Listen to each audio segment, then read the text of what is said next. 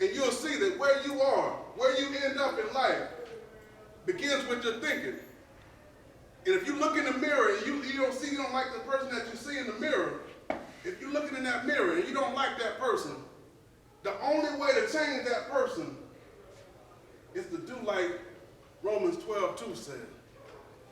Don't limit yourself to what the world shows you. Never limit yourself to what the world shows you. People are always going to tell you what you can achieve in life. People are always going to tell you what you can't achieve in life. But you have to be able to get those thoughts together. Those thoughts are what's going to determine for you personally whether you pass or fail. In order to be a winner, you have to hang around winners.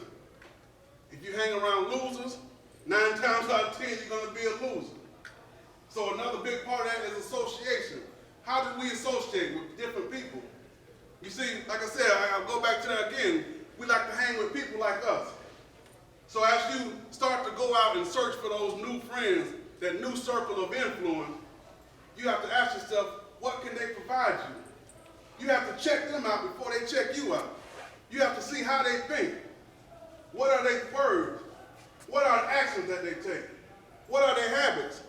Because 9 times out of 10, if you associate with that person, people like us, we tend to be like people like us. 9 times out of 10, if you begin to associate with those people who have bad thoughts, who speak foul language, who never take action or lack of action, and terrible habits, it's a real good chance. It's a very good chance that you'll also begin to think like they think, speak like they speak, take action like they take action, and you'll form the same habits that they form. Whether you want to or not, it's something that happens subconsciously. That means without even thinking about it. Without even thinking about it, we adjust to the circle around us. How many people are from somewhere else and came to Jacksonville, and the crew they hang with now reminds them of a crew they hang with at home? That's what happens. Without even thinking about it, we just naturally associate ourselves with people like us. People like us. Those habits, those thoughts. So we have to be able to be conscious of those habits and those thoughts. And again, never let the world limit you. Never, ever let the world limit you.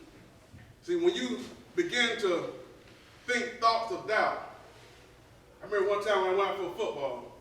I was on the football practice, I was on the field, and we were doing up-downs. Man, we did so many up-downs one day that in my mind, I quit a long time before I actually quit. In my mind, I quit a long time before I actually quit. I felt that pain. I felt that pain. I didn't want to endure that pain. In my mind, again, I gave up.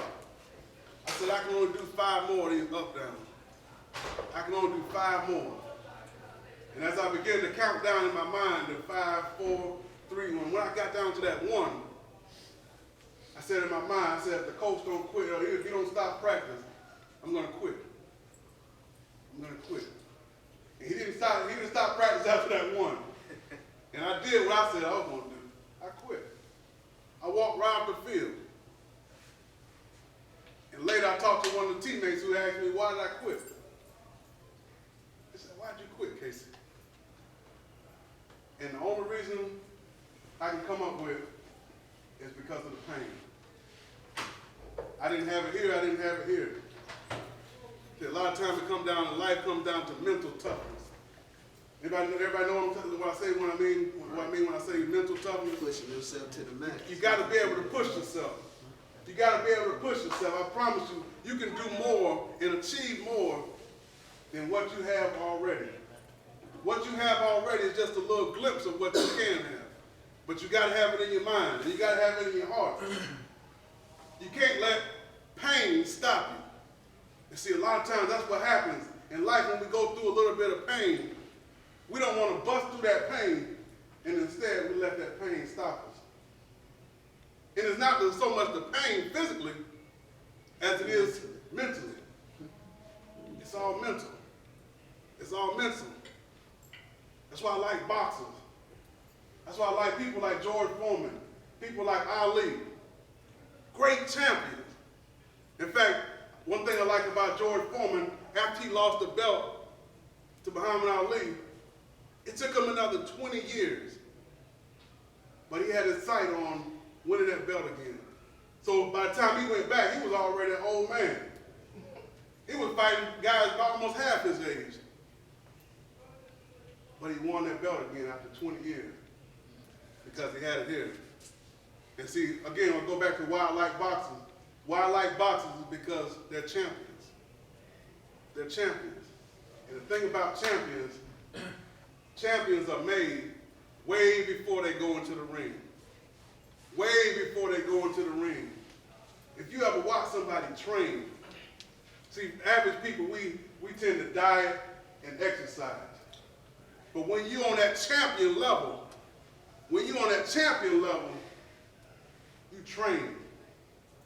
You train.